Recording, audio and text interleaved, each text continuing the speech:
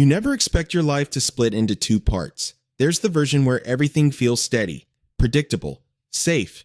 And then there's the version where one phone call, one knock at the door, one moment changes everything forever. For Jojo Snow, that moment came in June 2021. And nothing after that looked the same. If you've seen her online, you probably know the peaceful side first.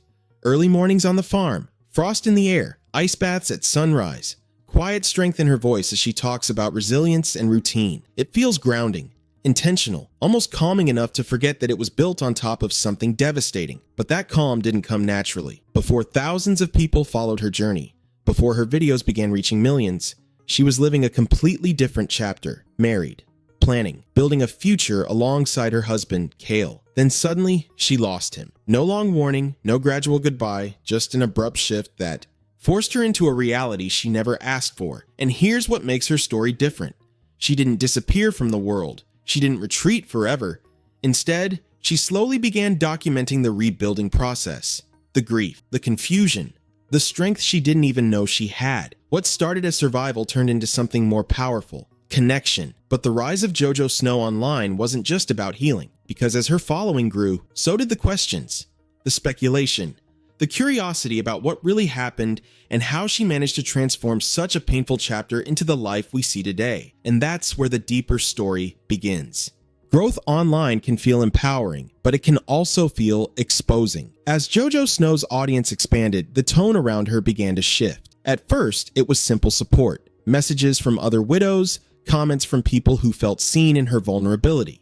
Strangers thanking her for speaking openly about grief in a way that didn't feel polished or performative. But the bigger her platform became, the more complicated it got. Because once someone's story reaches a certain level of visibility, curiosity turns into scrutiny. Viewers started asking questions that went beyond her daily routines. They wanted specifics about her husband's passing. They tried to analyze old photos. They speculated about timelines. Some even attempted to investigate details that were never meant for public debate, and that's where things got uncomfortable. Grief is already heavy. Grief under a spotlight is something else entirely. There's an unspoken expectation online that if you share part of your story, you owe people the rest of it. But Jojo never positioned herself as a true crime breakdown or a public case file. She was sharing healing, not inviting dissection. Still, certain corners of the internet began filling in blanks with their own theories, whether accurate or not, and speculation spreads fast.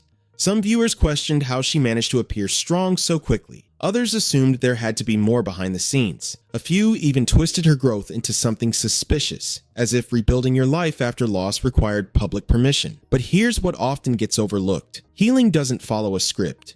It doesn't look the same for everyone. For some, it's quiet isolation. For others, it's building something new. Jojo chose structure. She chose routine. She chose to keep moving. And that decision to move forward visibly became the very thing people debated. Yet she didn't respond with dramatic clapbacks or emotional breakdown videos. She stayed steady, focused, committed to the life she was constructing day by day. The farm, the early mornings, the ice baths, the simple rhythms that grounded her. And that calm presence may have been her strongest statement, because instead of feeding rumors, she let her actions speak. She kept showing up, she kept building, she kept documenting growth without over-explaining it. But as her audience continued to grow, another shift was quietly happening, one that had nothing to do with grief and everything to do with identity. And what happened next would surprise a lot of people. Before the tragedy, Jojo Snow wasn't a viral creator. She wasn't building a brand, she was building a life. Long before the cold plunges and farm routines filled people's feeds, she was simply a wife living what many would call a quiet, ordinary dream. Days weren't about views or algorithms. They were about shared plans, small routines, and a future mapped out with someone she loved. That's what makes what happened next hit even harder traction, because it wasn't chaos before the loss. It was stability. After June 2021, that stability vanished. Losing her husband forced everything to change at once. The identity she knew, partner, teammate, future planner, suddenly felt unfamiliar. And when that kind of shift happens, most people retreat into private grief. They close the door. They try to survive in silence. But Jojo eventually chose a different path. It didn't happen overnight. There wasn't a dramatic launch or announcement. Instead, little by little, she began sharing glimpses of her rebuilding process online. The farm became more than land. It became structure. Routine became therapy. Cold plunges at sunrise weren't just about discipline, they symbolized control in a world that had spun completely out of it. That's when people started paying attention. Her presence felt raw in a way social media rarely does. No flashy edits, no forced positivity, just someone trying to move forward one day at a time. And ironically, that authenticity became magnetic. Viewers weren't just watching farm content, they were watching someone redefine themselves in real time. By March 2023, she officially stepped into TikTok, and things accelerated quickly. Clips of her outdoor routines, reflections on grief, and steady determination began circulating fast. What looked simple on the surface carried emotional weight underneath, and audiences felt it. But growth online comes with its own complications. As her following expanded, so did curiosity. People wanted details. They wanted explanations. They tried piecing together timelines and filling in blanks. Support poured in, but so did speculation. And navigating that kind of attention while still healing isn't easy. Because here's the truth most don't consider. Rebuilding privately is one thing. Rebuilding with thousands of strangers watching is something else entirely. Still, Jojo kept showing up. Not perfectly, not pretending everything was fine, just consistently. And that consistency turned into something bigger than a comeback story. It became a transformation. But the internet doesn't just celebrate transformation.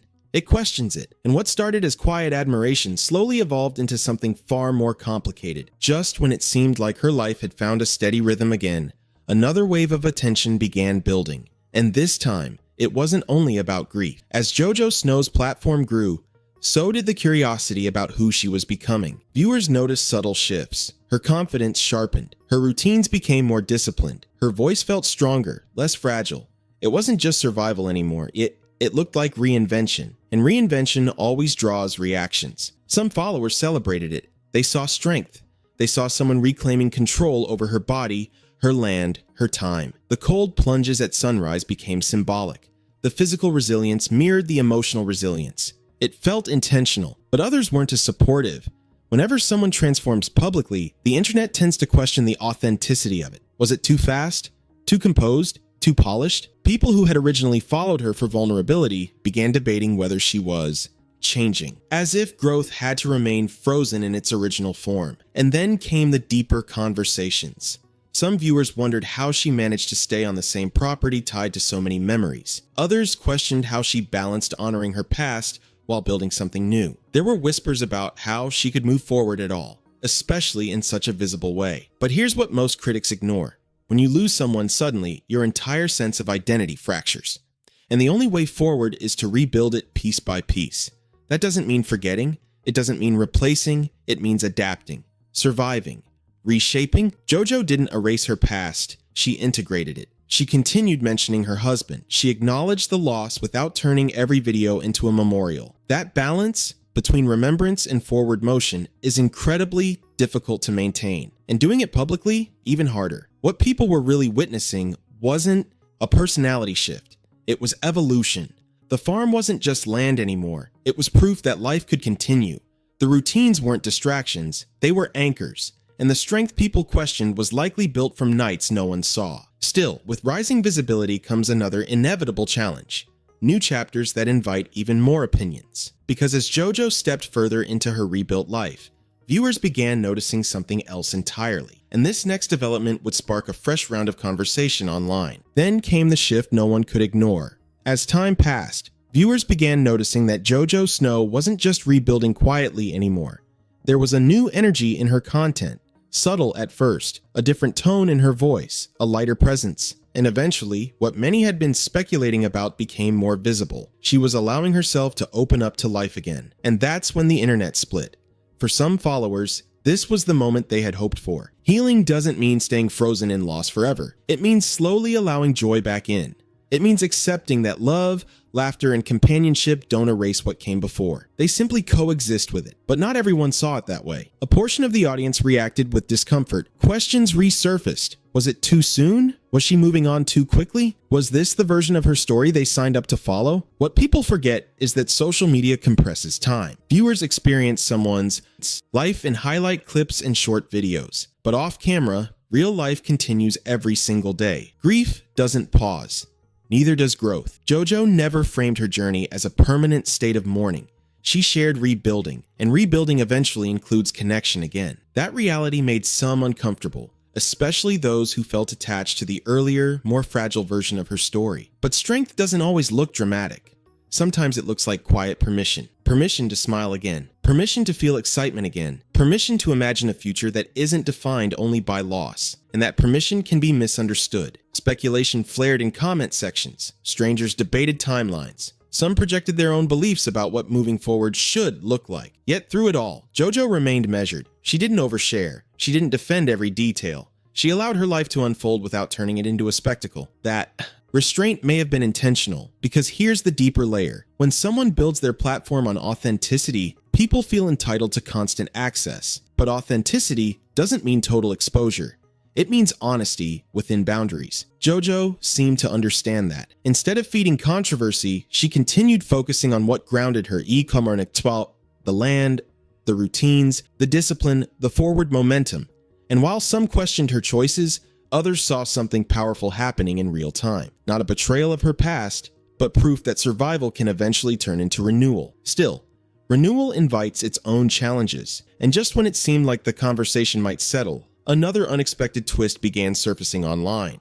Just when the noise around her personal life began to settle, another layer of pressure quietly crept in. The pressure of expectation. By now, Jojo Snow wasn't just a widow sharing her healing journey. She had become a symbol. To some, she represented resilience. To others, she embodied independence. And to many women watching closely, she became proof that rebuilding after devastating loss was actually possible. But being turned into a symbol can feel heavy, because once people attach meaning to your story, they start rooting for a specific version of it. They want the strong version, the disciplined version, the inspirational version.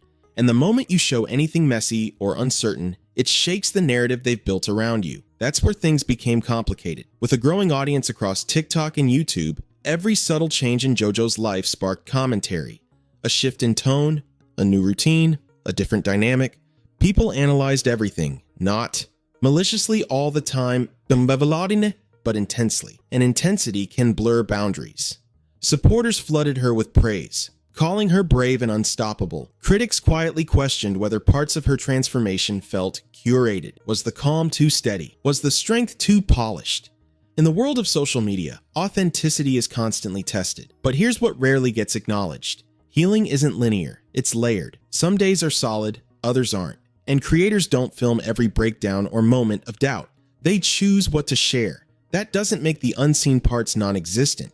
It just means they're private. Jojo seemed to draw that line deliberately. She continued posting, continued rising early, continued plunging into freezing water as if to remind herself and everyone watching that discomfort can be survived. That discipline can carry you through emotional storms. That strength isn't loud. And maybe that's why her audience kept growing. Because beneath the speculation and commentary, there was something undeniably consistent about her presence.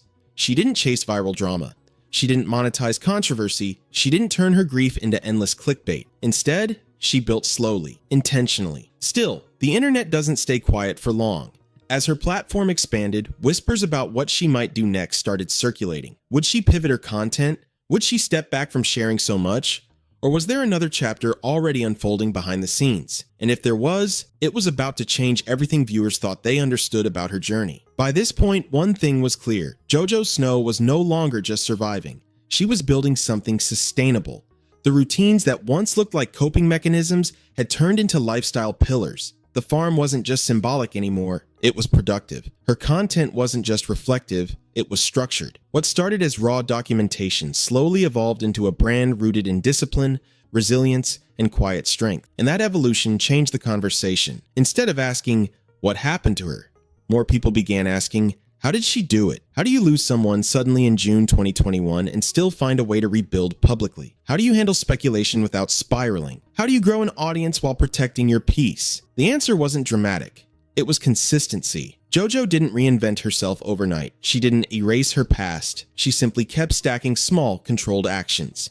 Early mornings, physical challenges, work. On the land, honest reflections. Over time, those pieces formed a new identity, one that wasn't defined only by loss. But there's something else people started noticing. Her content felt less heavy, less anchored in tragedy. Not because she forgot, but but because she integrated the experience instead of centering it. That subtle shift marked a turning point. She was no longer telling a story about what she endured.